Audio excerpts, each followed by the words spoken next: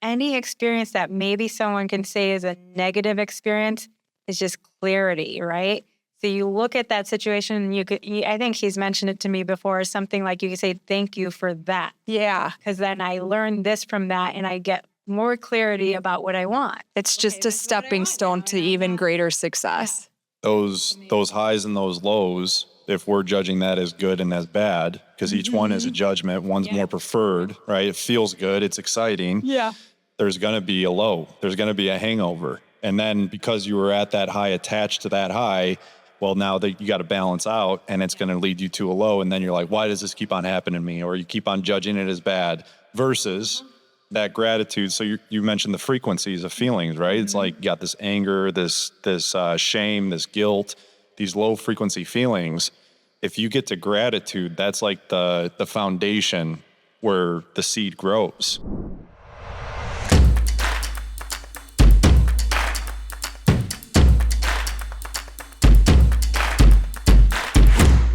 Well, welcome back to the Remember You podcast, the place where we peel back the layers, reclaim the parts of ourselves we've abandoned, and remember who we really are beneath all the noise. And I'm so glad that you're here.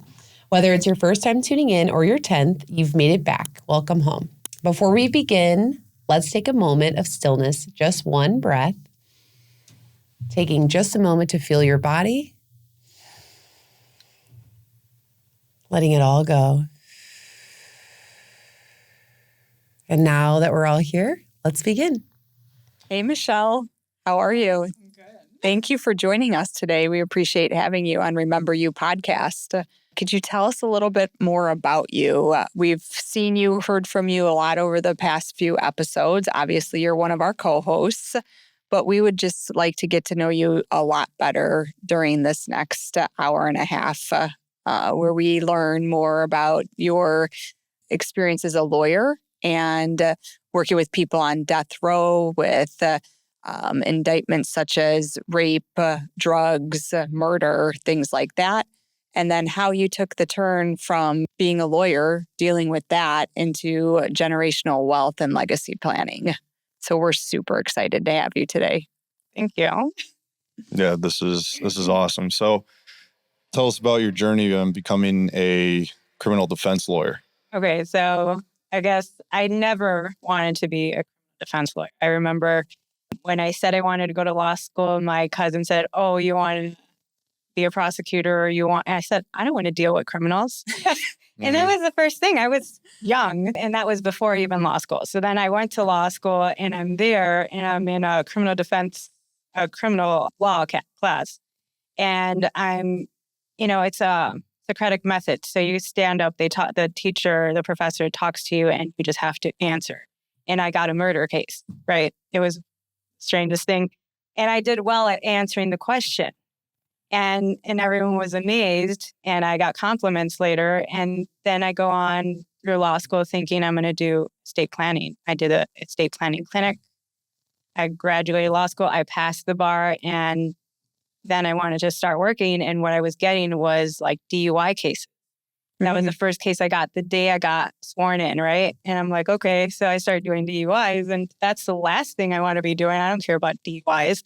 And then I got introduced to an attorney that had over like 30 years experience doing criminal defense, and he did a lot of murder trials. He was an amazing trial attorney. And that was the thing I have to keep in mind, is that I always thought I wanted to be a trial attorney too. Even though I'm thinking estate planning, I'm thinking trials, and I'm watching shows like Cold Case and Law and Order and Special Victims Unit, and that has all this sexual assault stuff. So you manifested it to yourself. Wow. Like, what the hell? TV programming. Yes. Now that I think about it, it's like, why was I watching that stuff? And then how I ended up doing it for.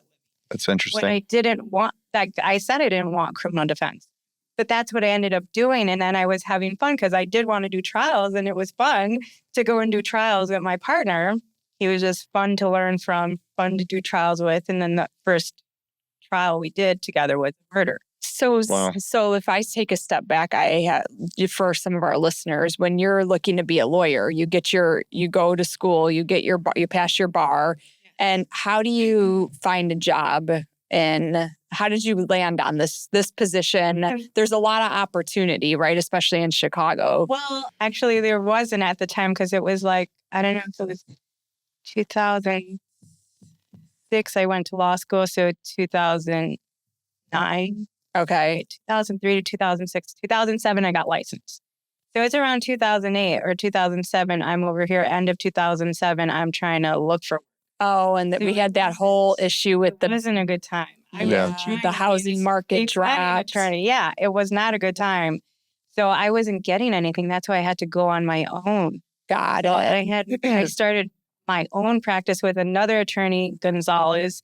Both of us went to the same law school. She was in Chicago. We started together. We started getting the DUIs together and then trying to figure it out, knowing public defenders that we could call that could give us some guidance on how to defend, how to go to court and say what we need to say, because there's a process. Yes. How you do things in the courtroom.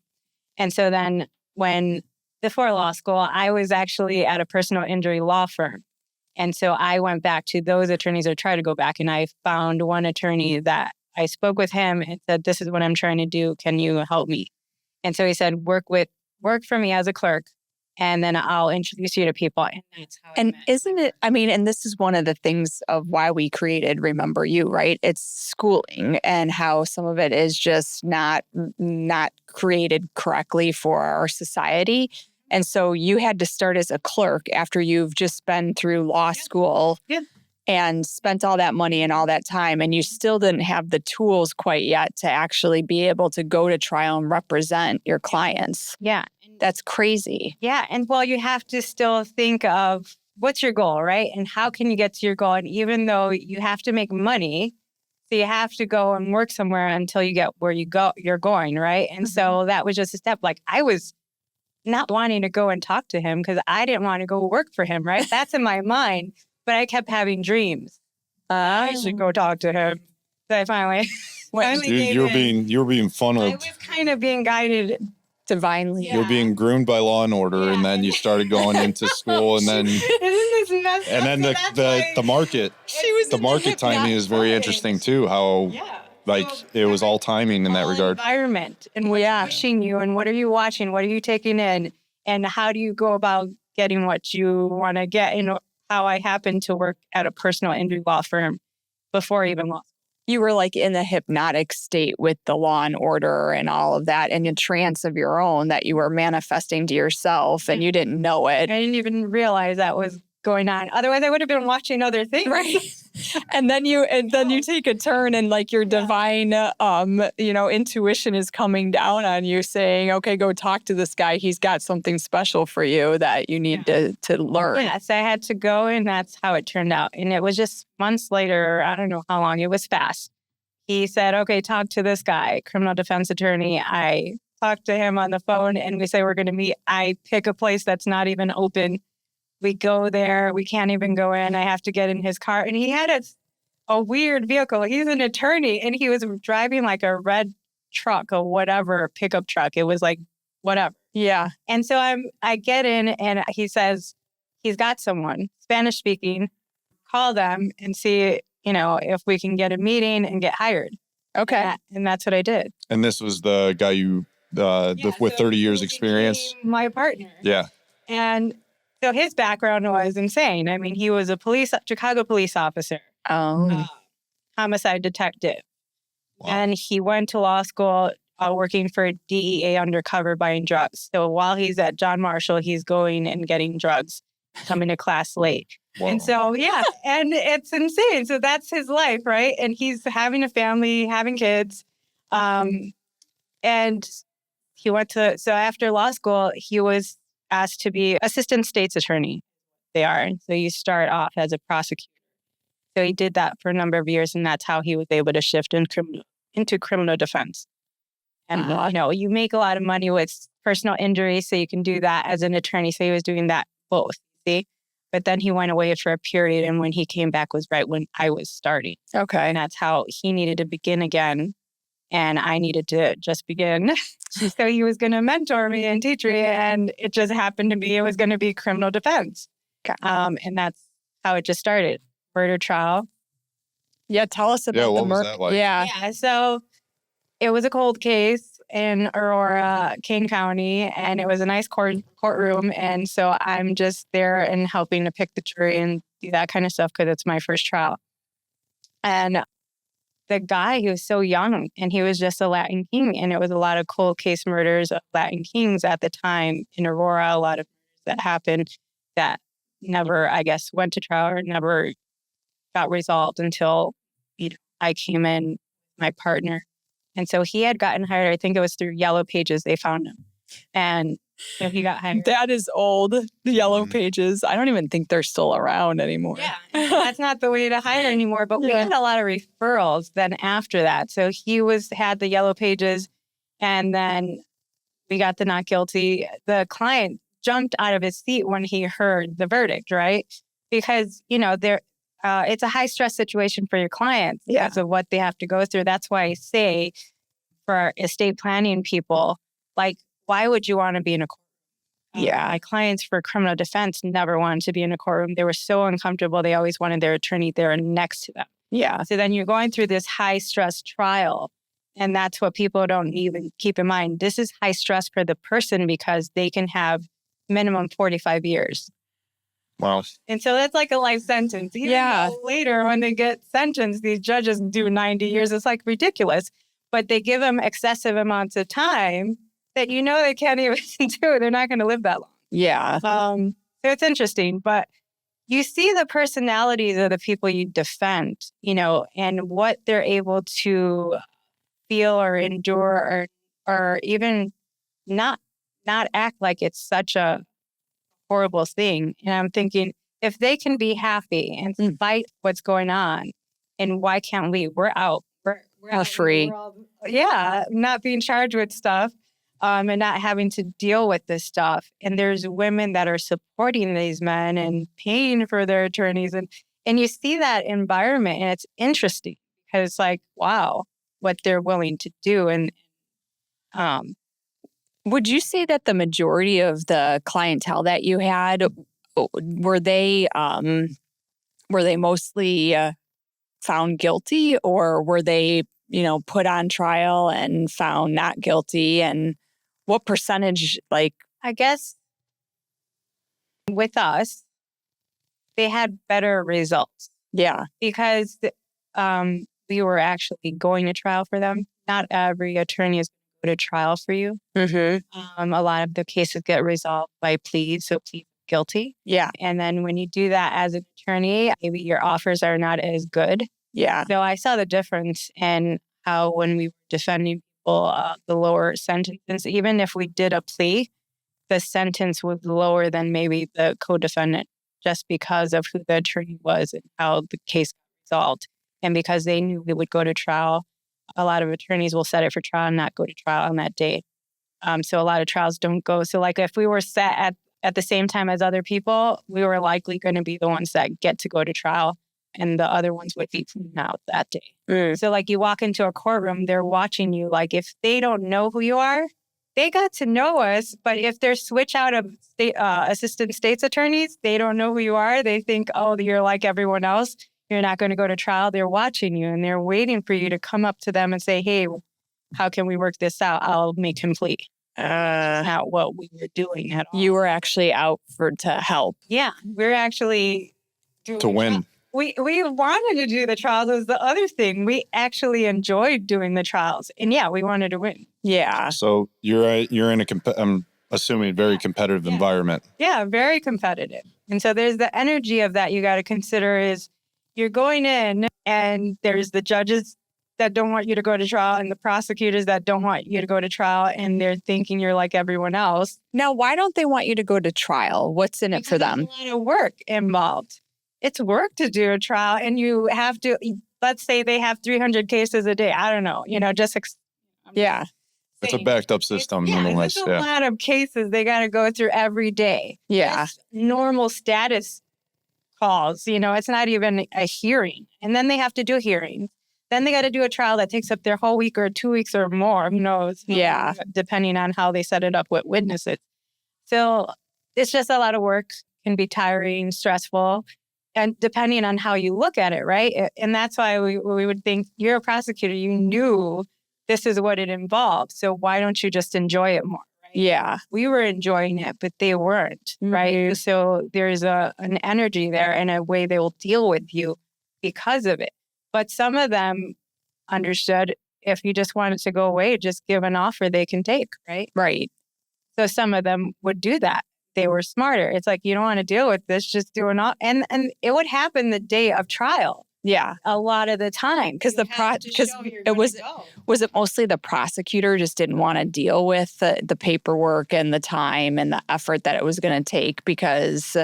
Well, I think it just depended on them and knowing, is this worth fighting over time when I can just give them an offer that I'd be comfortable with and they can take. Yeah. Like some of these people, like one of the murder trials we did in Cook County, the kid was in jail for 4 years.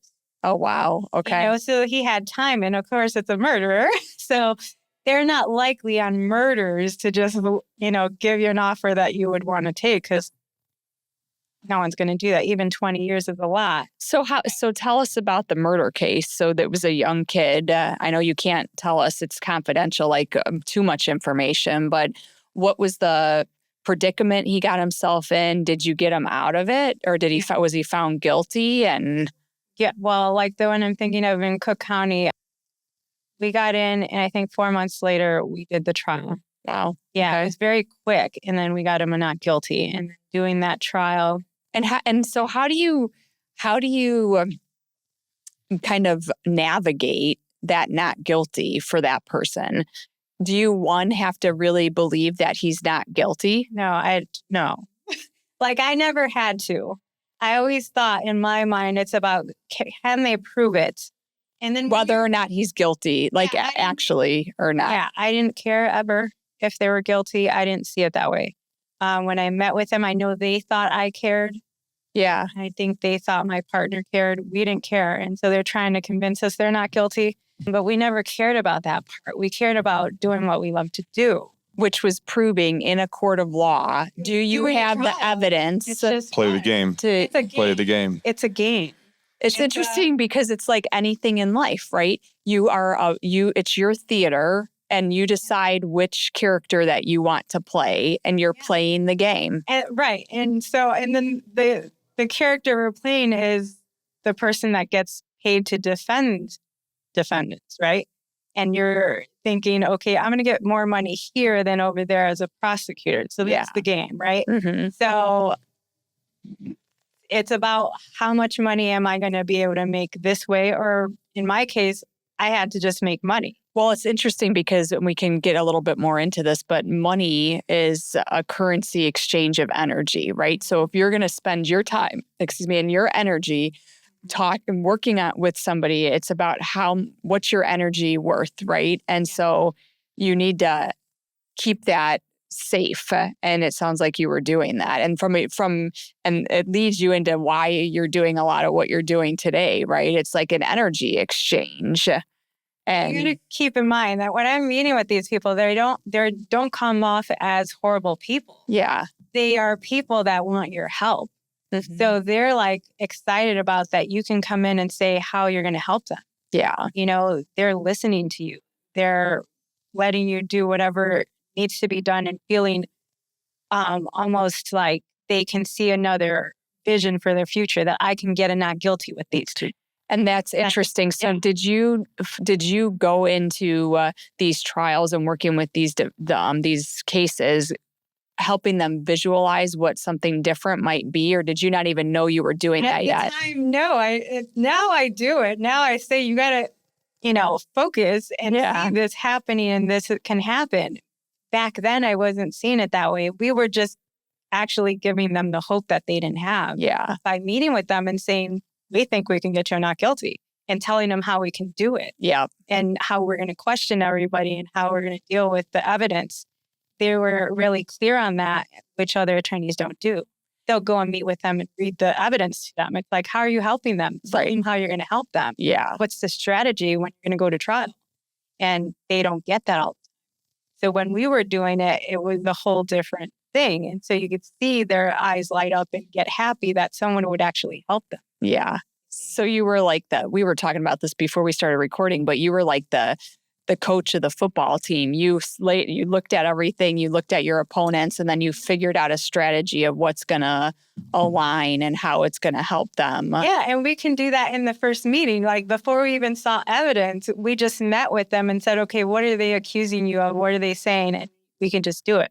We can know if the emotion to suppress was good here, if we could start with that. If we were going to go to trial, which we always went to trial anyways, and we tell them we're going to go to trial. And then because we know we go to trial so much and we get not guilties that they know and they will give us lower offers, you got that option.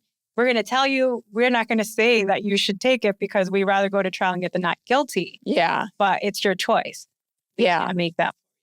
Interesting. So the people that you're working with, they're coming from a place of obviously a defensive state, right? And they're coming into this life-changing moment and coming to you, and you play it as a game.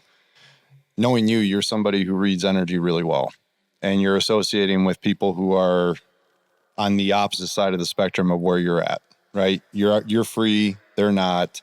They come from a different background, different upbringing, different experiences, gang life, all those types of things, right? How did that energize you or affect you? And so keep in mind, maybe my ability to read energy now is developed from the 17 years of doing this for work. Mm-hmm. But just as a generally with defendants, they never had a bad energy. And I think only once. My partner would always say, I never met the devil. But me, I think I did once. Who's Tell that? us Yeah, about him. let's talk about that. Or her. I guess I just assumed it was a male. It could be a woman. It was him. And so everyone I've ever met that I defended, they weren't bad people. They were good people. They were nice to talk to. Mm-hmm. They were pleasant. They didn't do or say anything inappropriate to me. Respectful, So that's what's amazing to me. You can meet regular guys out in the world and they can be horrible, right? Right. So they weren't like that. And they were actually sometimes even happy and, just happy that we're there to help, right? But the one time I did feel like I wouldn't want to defend him, and we never did. We didn't get hired. It was just the way he was talking about the situation, the way he was talking about, like he didn't really care. Yeah, he would be that way. That's not how everyone else talks. What was the conviction? I don't know if it was like a murder charge. And, there's a personality too. Like they could care less if they hired you. Mm-hmm. And so you sense that personality. But yeah, I don't even know if it was a murder. I just remember and it must have been, because if I felt that sense of, I did meet the devil. Yeah. He doesn't care and he would do things again. And that's the thing. You're meeting them to tell them how you're going to help them get out of this. So they're never actually admitting to doing anything. I don't know if do they come in and say, have you ever had somebody come in and be like, yeah, I definitely did this, but I need you to defend me?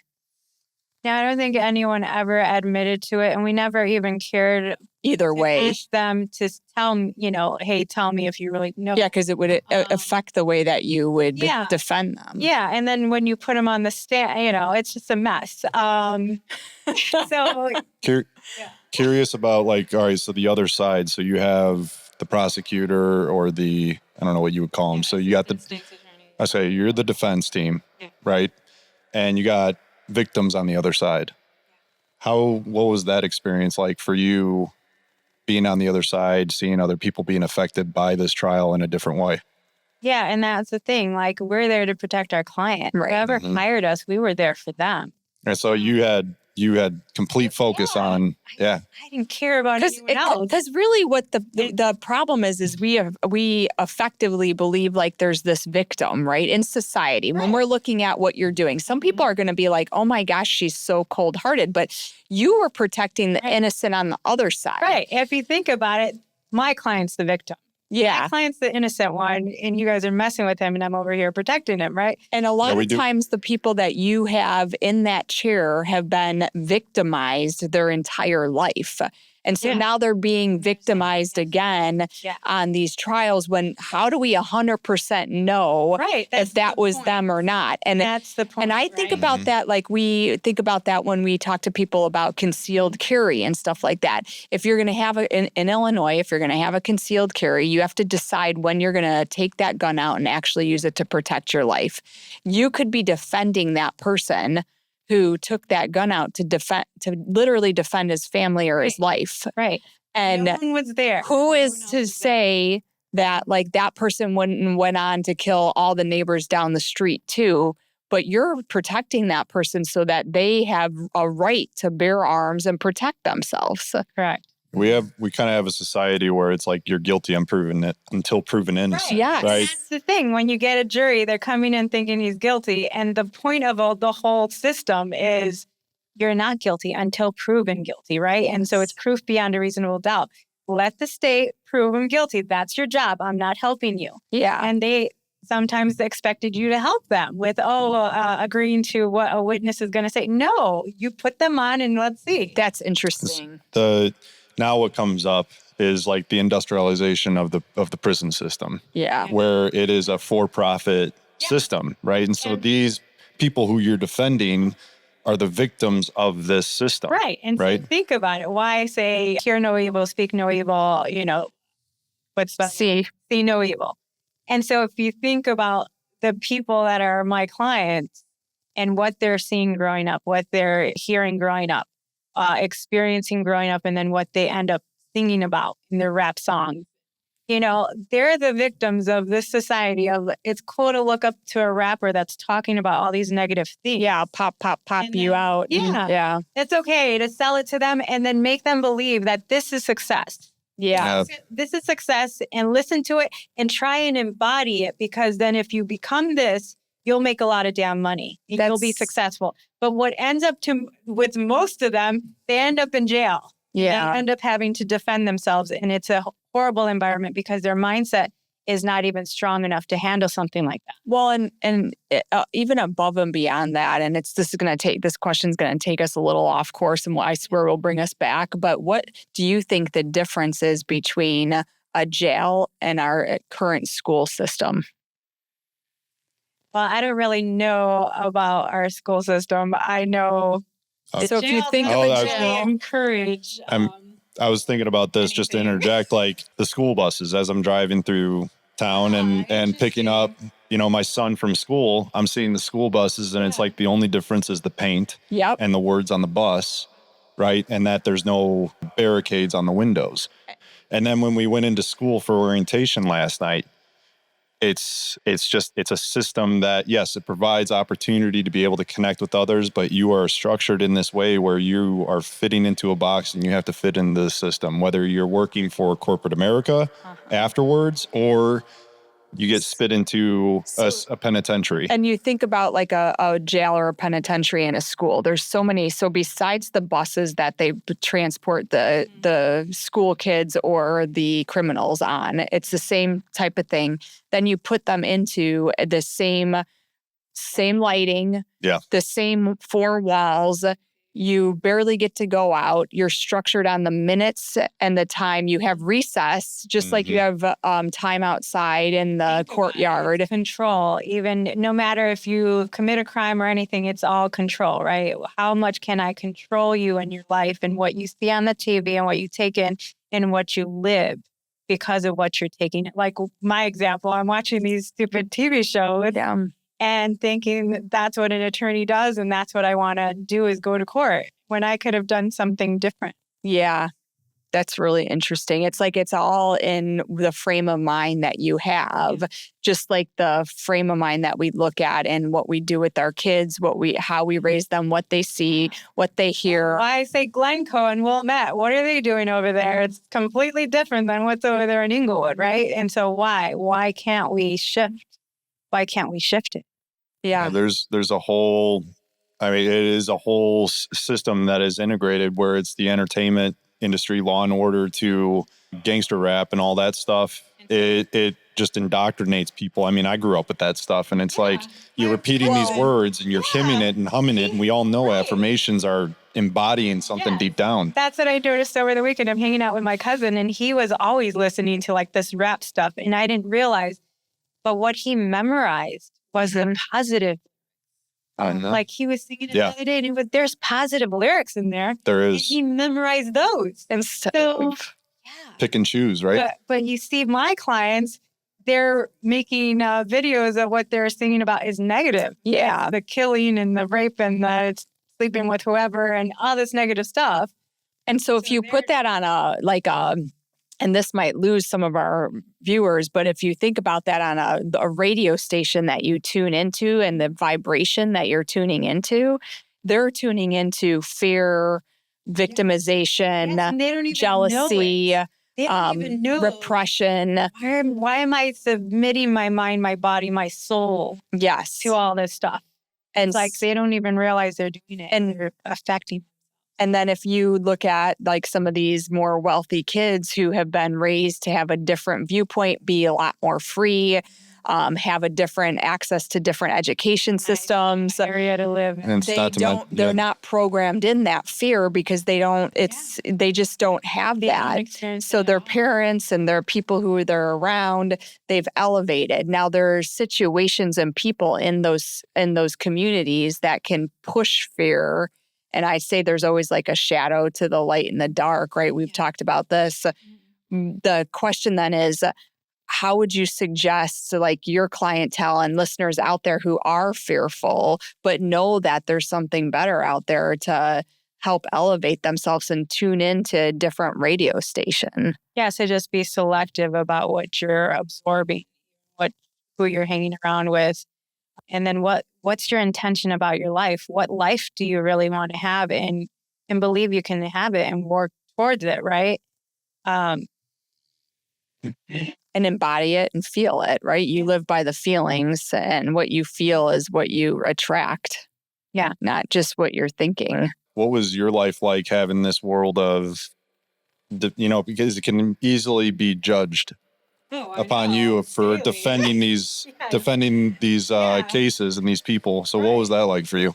And so because I had a partner, it was fun, right? So like it's you guys were, and we were having the best time. He was hilarious, right? And I'm learning from him and it was just fun. But as time went on and he got sick and we had to go in and do these trials and he's not well, and then the people you deal with, like prosecutors, assistant state's attorneys, judges, that some of them have an energy of they dislike what we're doing. Yeah. Some of them don't. They could care less. They enjoy what they're doing too. They like being the judge and they like ruling on motion to suppress evidence, right? They like it, but some don't. And then you can sense the energy. Yeah. Some are you could feel their energy of the anger of that you're even setting this for trial, the nerve of you. Of course he's guilty. Why don't you just plead him out?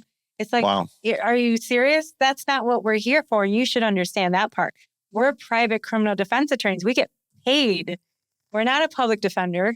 Public defenders, I know they got a lot of cases. Maybe they want to plea a lot of them out. Fine. Yeah. But that's not what we're doing. Right. And we're getting hired, we're getting paid, and we're going to do the trial. Yeah, for your energy and the time that you're dedicating to there's that thing, and it's not even like over time you realize you're not really getting paid enough to do the work, right? Because it's expensive. Mm-hmm. Attorneys don't get paid enough for how much energy. Yes. How much, because you're defending people. These people can just now let their attorney do the work. Mm-hmm. And people don't think of that and the energy that an attorney will expend to help someone.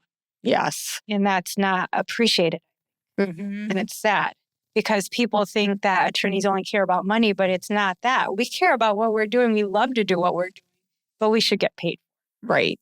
So that's an interesting play because I could feel that when you're talking about that. So it's like, so they're paying you what most people would consider plenty of money. They're paying you enough, right? But you're literally, I would imagine, night and day putting your heart and soul into this. There's not you're the defending of the client because we really want it, and so it's. Every day it's in us. And that's why you're winning. Yeah. Because you're literally like taking it on as it's your own family member that's on trial and you're going to do what's right and like follow the law and make sure that they get a fair trial and a fair judgment. This is the epitome of a business athlete as a pro athlete.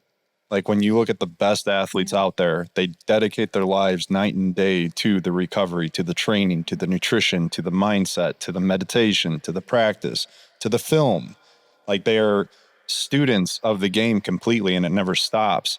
And that's the same thing with what you were doing with business too. It was like night and day, doing all these business meetings, doing all these things on top of that, then being a parent when you could. But it was like there was a lot of sacrifice to do that all in.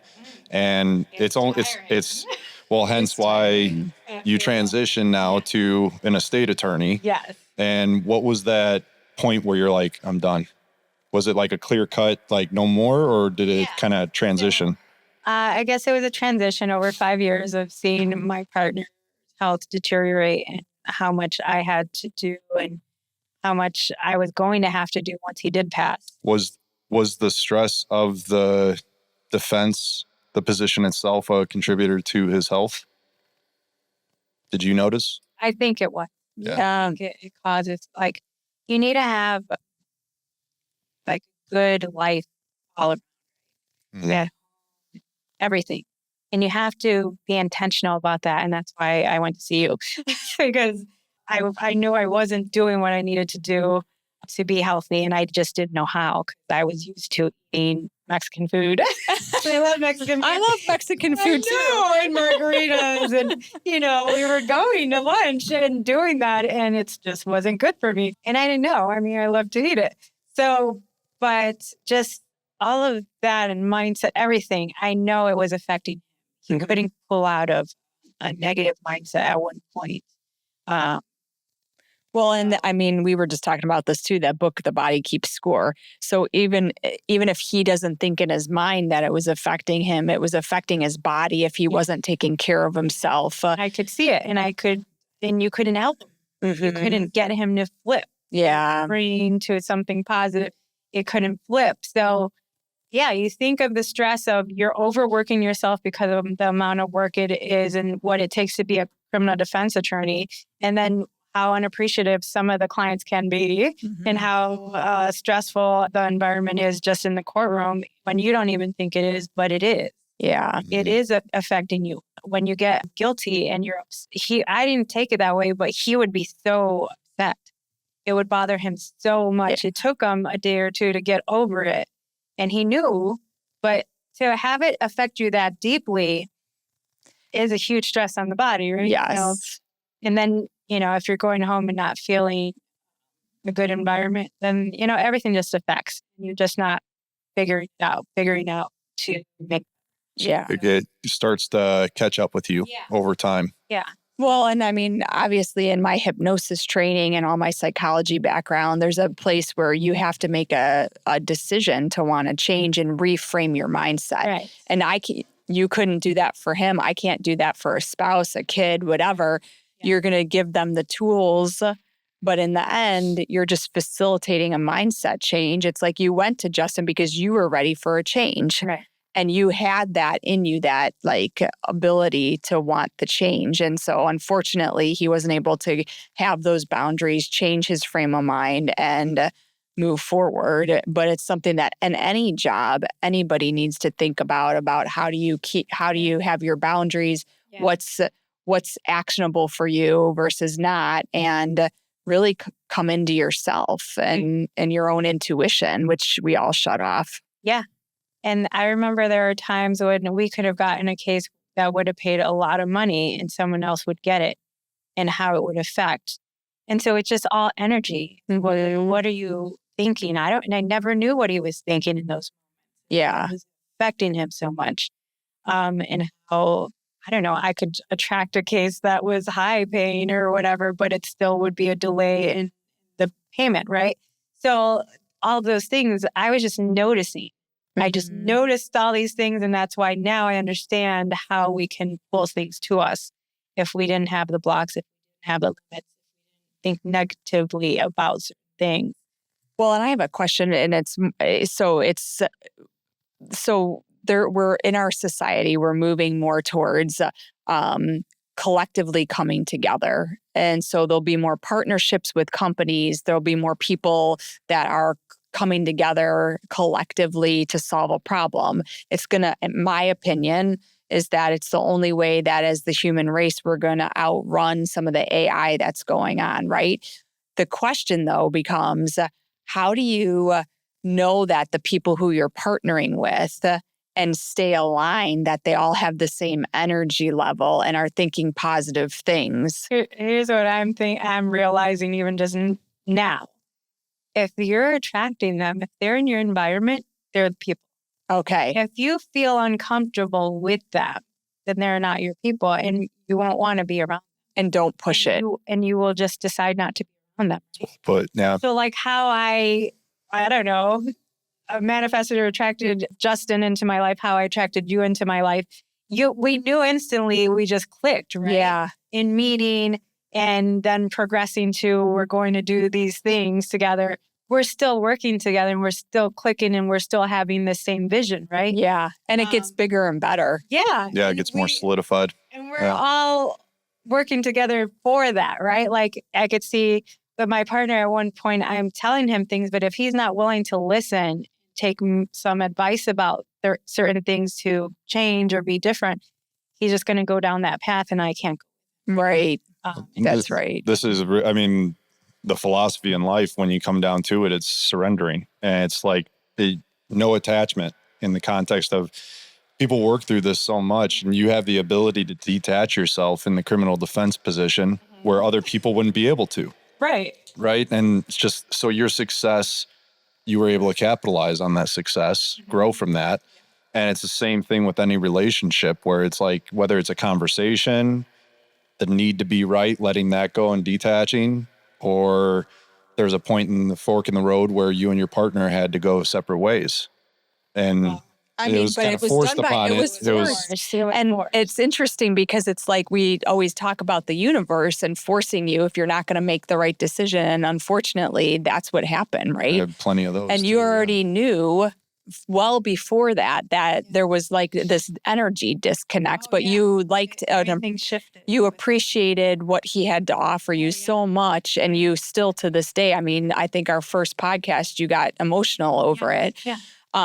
You clearly have a place in your heart for him. And 17 years. Yeah. Probably together almost every single day. Yeah. We were working all the time for at least 10 or more of those years, working every day together. Yeah, and you gave up so much of your like free time. Yeah. Even. Yeah. So that was your life. Yeah. He was my life. I mean, social, everything. And he was fun to be around. So until it wasn't fun anymore. Right. So, yeah. I mean, it's like it's really is what life will do to you when it's over and you keep hanging on to it, not surrendering, not letting go. Life will push you. Right. You'll either be pushed or you'll make the decision, right? And that's where I guess the strength of knowing who you are and what you want and how you'll move forward being who you are. So like a lot of realizations I get even now. So it's a growth thing.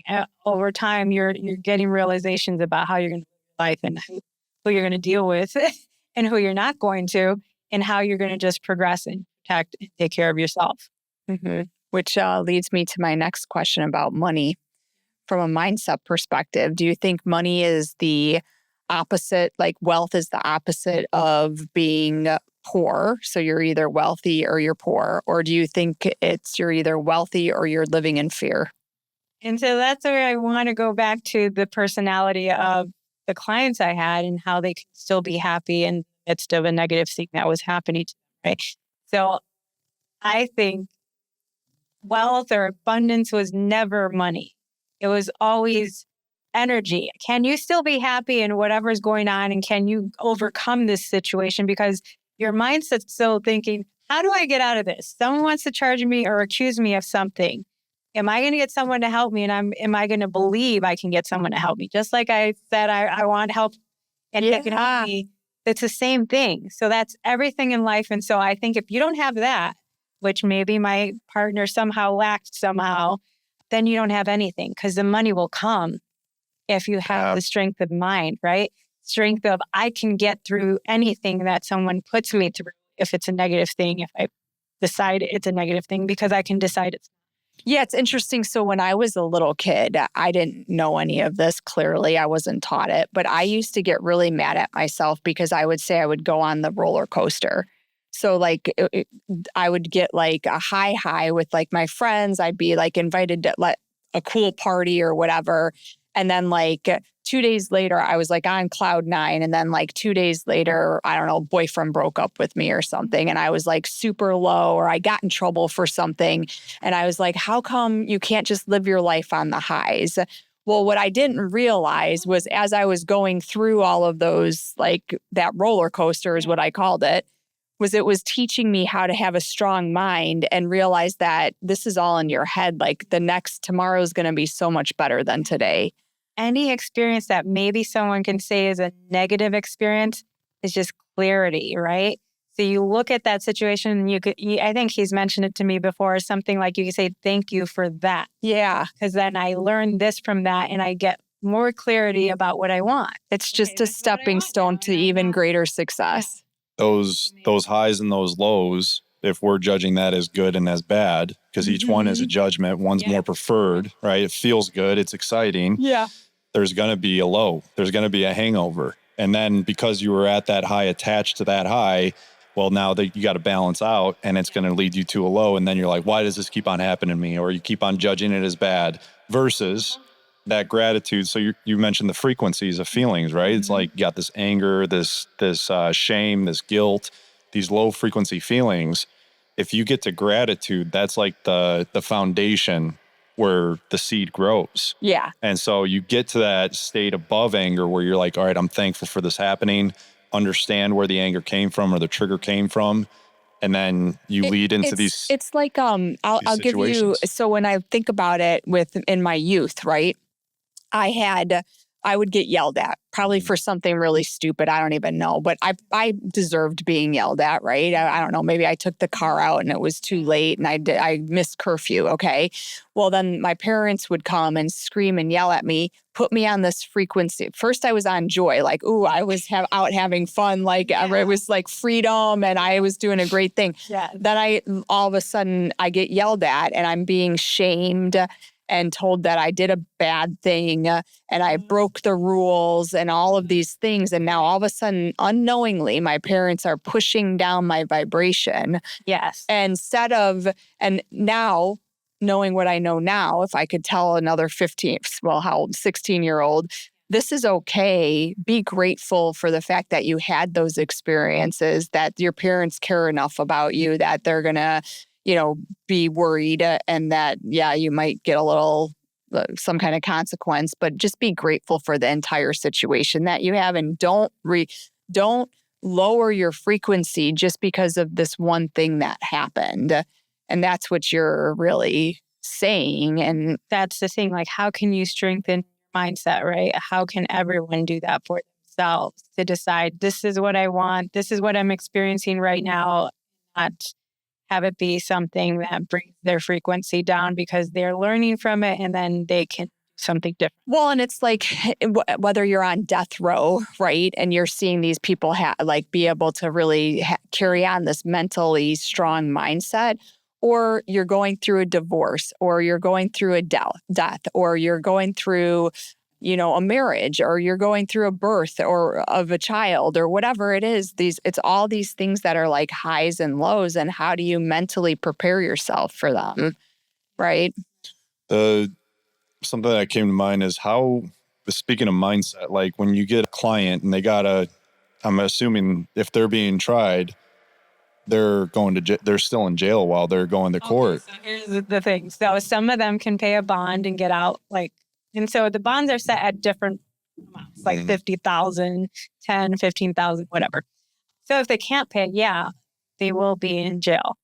Like why one of them 4 years in jail waiting to go to trial because he couldn't pay the bond because it was, but there may have been, but it may have been high. So yeah. Have you noticed like in that environment, the mindset shift in your clients going through that process? Yeah, it's a difficult thing for them to be in jail but it's still, some of them can handle, some of them can't. Some of them already have here's a story. Yeah. One of the murder trials we were on, Kendall County, and meeting that guy, he was very quiet, but hearing his story or talking to him, I realized he was already in fear of how is he going to take care of himself? How is he going to have a place to live? And then he ends up charged with something where he's now in an environment where he's being taken care of. He's being fed. And I'm thinking, what the hell? Like, he was so worried and now he doesn't have to worry, but what a way to not worry, because you're in a situation no one would want to be in, but maybe he was better.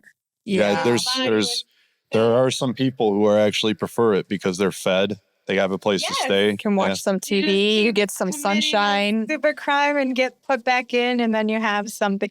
You do have the small percentage. I mean, if you look at it that way, you do have the security, right? You don't have to worry about like, where's my next meal going to come from? How am I going to get a cell phone so I can get a job? And I mean, there's so many.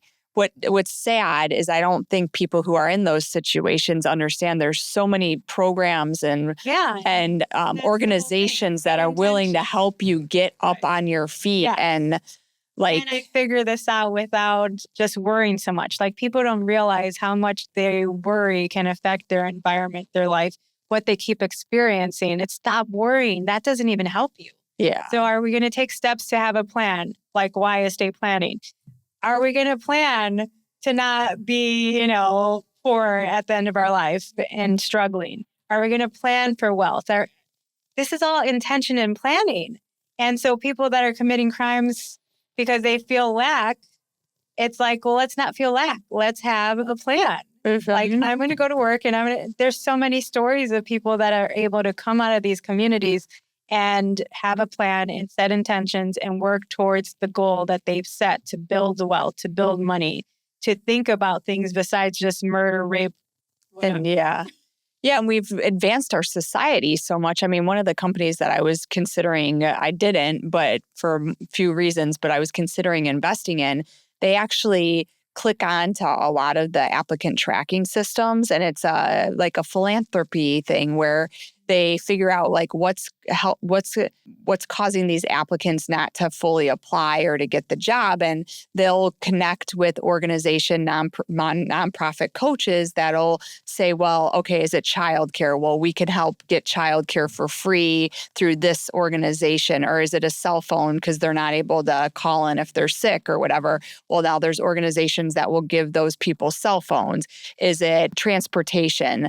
They'll help them with transportation, but people don't even know that's out there. But that's the thing. Like, if you're in your world and you're saying, I need this, I need that, then start setting a plan. Okay, how can I figure out how to get it? Because there's a way. There is a way. It goes back to your clients who come in with this big cloud over their head, so to speak, of a situation, but they're still bright. But those trying to find a way out, but you probably didn't even see a lot of the people who were like super down in the dumps because they couldn't even get to you because they had to pay for you. They were being publicly defended. Yeah. Got it. Even some try to get the free, and they probably get it. So that's why intention and belief in what you can get. You at least have to try to get the free attorney, the criminal defense attorney. That's the best one, and see if they'll do it for free. Well, and I would say don't even. I hate the word try because you don't try, you do it. You just do it. Right. Go and do it and figure it out and find. And their mindset has to shift, though, right? Yes. And we have to keep in mind their mindset is not that. They're not, this can happen, that can happen. And it's lack, it's victim mentality, defend mentality. No one wants to help me mentality. Yes. Shift it. So your partner, 30 years in the game, he was obviously, from cop to DEA agent, now defense lawyer. Yeah. His certainty in this game was probably at the top. Yeah. And so you were around this, and so your environment ended up, it's contagious. Like, this energy is contagious. Yeah. These assumptions that people have, right? Yeah. You have to keep in mind, we had a case, I think it was a murder of a police officer. So the courtroom's full of police officers. Yeah. In their uniform. And he's in this, I didn't care. He didn't care. We're defending our client. found guilty, but just going to get the witnesses. I have to go and get these officers and say, hey, come, it's your turn. I didn't care. They want to make their comments. And my partner goes into a restroom and you hear everyone. Yeah. No one's there for you. They're there for the other side and they don't like that you're defending someone. What a training ground to like just not give a fuck. Right. That's why I was like, people don't know who I am because I look so sweet and I'm nice to people, even my family. Like, they have no idea. It's like, do you realize what I did for a living? Mm-hmm. And so you think you could just act a certain way or do a certain thing and I'm just going to keep being nice? No. Yeah, don't judge a book by its cover. Yeah. No. So it's so true. Like that's something that, have you read The Subtle Art of Not Giving a Fuck? Yeah. Have you read that? That's a great book. And that's... So yeah, seriously, because they do care so much. Yeah, it's true. They do care so much. That's why they're defending and victim and blah. Did you give them that book? No, they did it on their own. Wow. There's tons of books. Yeah. Well, you got nothing but time to work on yourself, which is a blessing in and of itself. Be doing if you use the time wisely. Yeah. So yeah, The Subtle Art of Not Giving a Fuck is all about, we have only so much room to give. Yeah. Or so many fucks to give in this world, in this life, right? So we got to pick and choose and be selective of that. And sometimes we put all our buckets in the work bucket, right? So we give too much about work, but then we start dismantling in the family and other personal stuff and health. And that's when burnout occurs. That's when this. That's what, people are not realizing. Yeah. The health part. We're like forgetting that part while we're going through our life and we're also stressed. The courtroom's stressful. Everyone's working so hard there and we're eating whatever the hell. Right. We're not even thinking about it. Sounded like a party in between. Like you worked hard, play hard. Well, I mean, and isn't that ironic? You work hard, play hard, right. But what you don't understand, and what I was guilty of this too, where you're going, because you're working so hard, you don't have time to cook your own meals. You're going out you're going out to dinner and then you're like, well, screw it, I'll have a bottle of wine. And then before you know it, you don't really feel that good the next day, but you're pushing your body to go through. And then don't forget the stimulants the next day to actually get you going again. Yeah. He was drinking. Oh, I was like cocaine. Damn. God, no. I'm like, this is a party. Way better.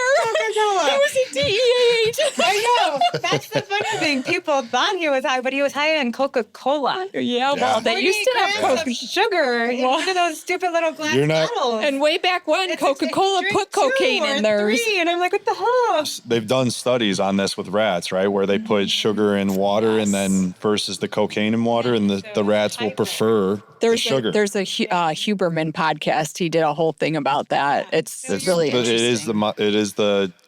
It is cocaine for the masses. Yes. Right. Yeah. Yes. And so we're not realizing because it's pushed and it's understood okay to do, right?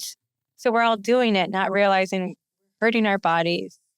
And we're going to get to an age where our body's not going to care anymore. Right. Yes. So I think with what, if I were to encapsulate like what this podcast, this portal is about, is getting from competitive plane to creative plane, where it's not so hustle, like, because what we all have been through, the hustle, grind, sacrifice, omit this, put all my fucks into this bucket and do all that, right? And then we get humbled, and then we're like, okay, how do I going that way?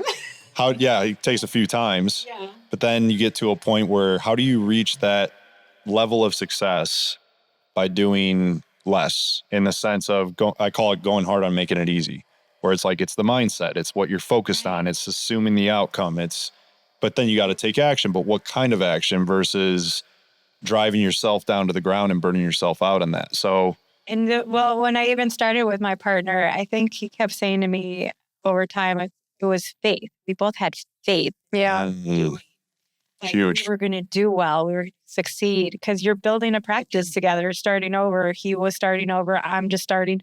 So there's a faith you have in creating everything you do. And I think we discussed it before, where everyone is a business owner. Even though you're an employee, you decided to stay there for, I don't know, however long you decide to stay there.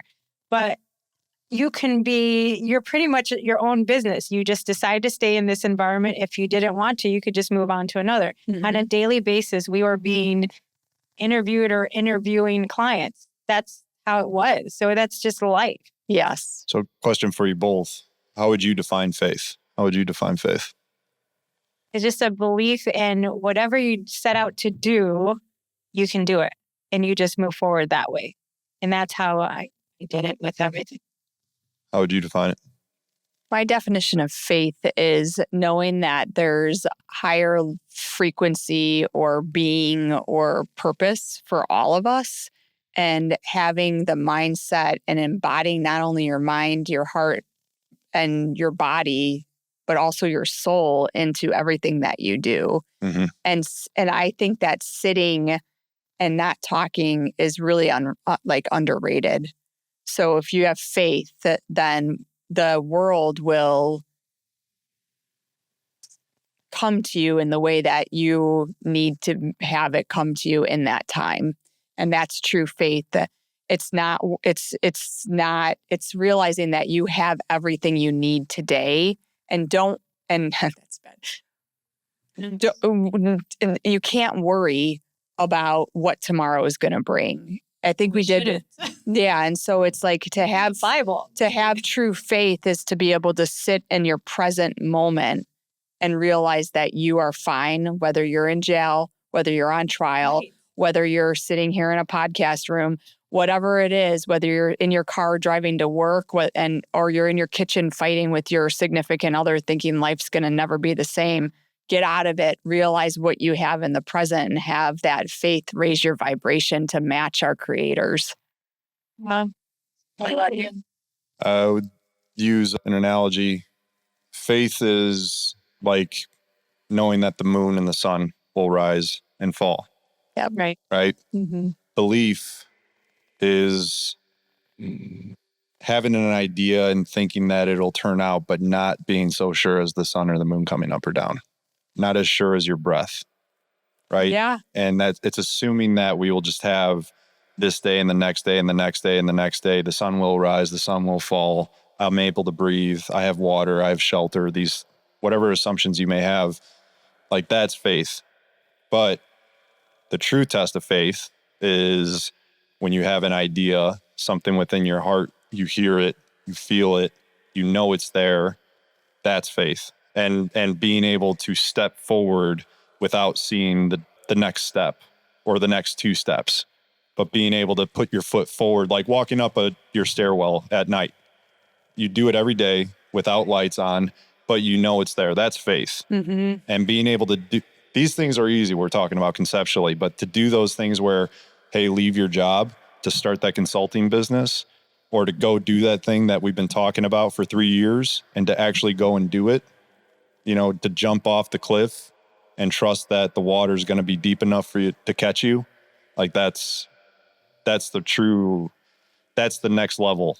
Well, and when you're doing that, the one thing that I would say is, just because I have dealt with people for specifically in their jobs and moving on to start a company or change jobs, and it can be really scary. The one thing is, and it's so hard to do, is cancel all of the negative thoughts, because those negative thoughts will hinder your success. Why it's like, be careful who you're around, who you're telling what you're doing to, and they can bring in. Oh, yeah, the oversharing. I've been guilty of that myself, and it just hinders things. Forget it. I didn't do everything by telling people what I'm doing. Right? Yes. I like So this. key. It's so true. I didn't tell anybody about my company until I started really doing well. Yeah. And I was just in it. I was just doing it because I'm like, I know how to do this. I have the experience. I know what I need to do. Right. And as soon as you start talking about it, the naysayers come in. Yeah, they come in your head, and it's like, you better be strong to not let them affect you, but that's hard, right? And I like this one quote I hear is that if you can envision it, it's already done. Mm-hmm. Yeah. And that's what it is. You have to have the faith that it's already done. This is what I want. I'm picturing it. This is what I'm working towards. There's no problem. I'm going to enjoy the journey to my goal. Mm-hmm. And it's already done. So what's the problem? Why can't I enjoy it, right? And cancel all those negative thoughts, because they're not what's going to happen. Or if you want them to happen, maybe continue to think them. Yeah. And you're creating it. You're creating your life and your environment what your life is. We all did it already, right? We know that's how you do it. You decide, this is what I want. You have it.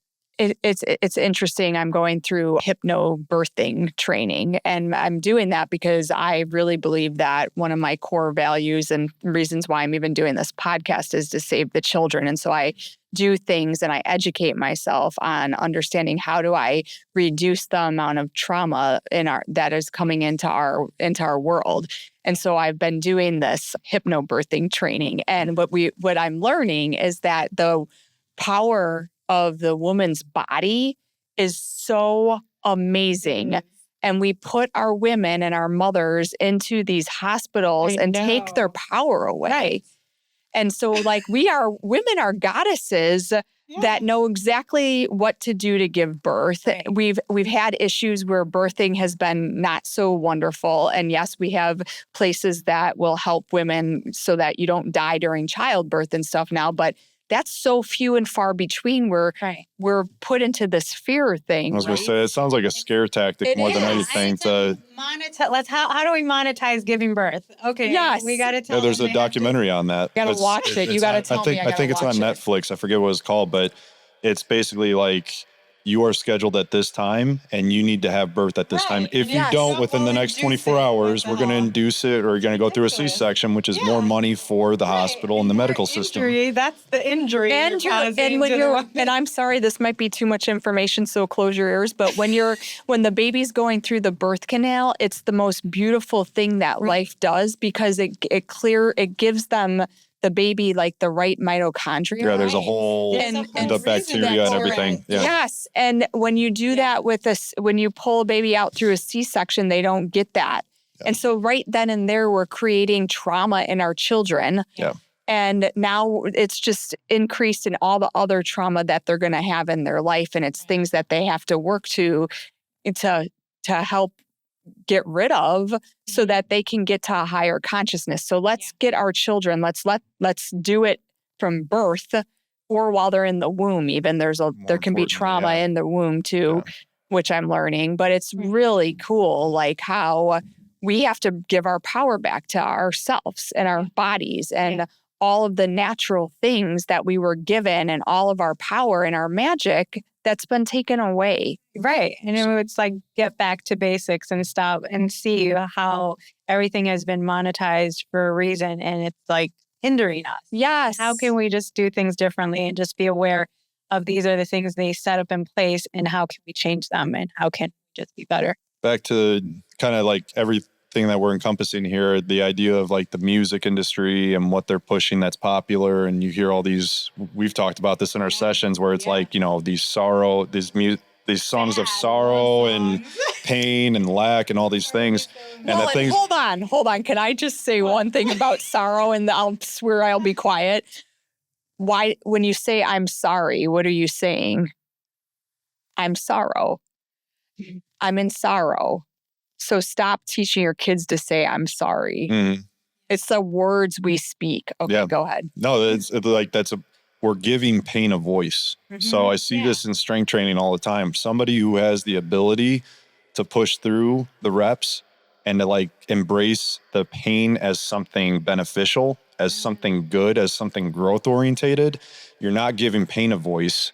You're giving the the beneficiary or the benefactor the voice, right? So it's like, okay, someone's saying, oh, this is so hard. It hurts so much. I can't do this. I'm tired. You give every reason and rhyme why you can't. And here's the art and science to everything is like, there is a time to back off. There is a time to hold off. There is a time to rest. Yeah. But there's also like, okay, what have you been doing? Probably resting, backing off, and giving excuses the entire time, giving pain a voice. And like you said, I'm sorry, I'm sorry.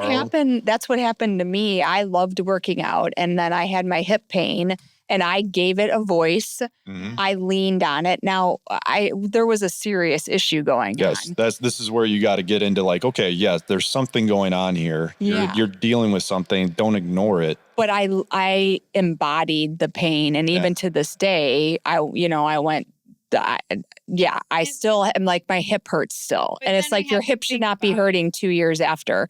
It's like I embodied that. Right. And so then we have to reflect, right? Why do we embody it, or what are we getting out of it? What does that mean? And what am I not facing or reflecting on? Because why he knows what it means, then you can reflect on it. Well, right? you told me, I think the hip, you knew, they're not he knew. moving I forward or asked in the him. wrong direction or So something. that the hip, the knee, the ankle, the foot, those are all associated with moving in the wrong direction. Yeah.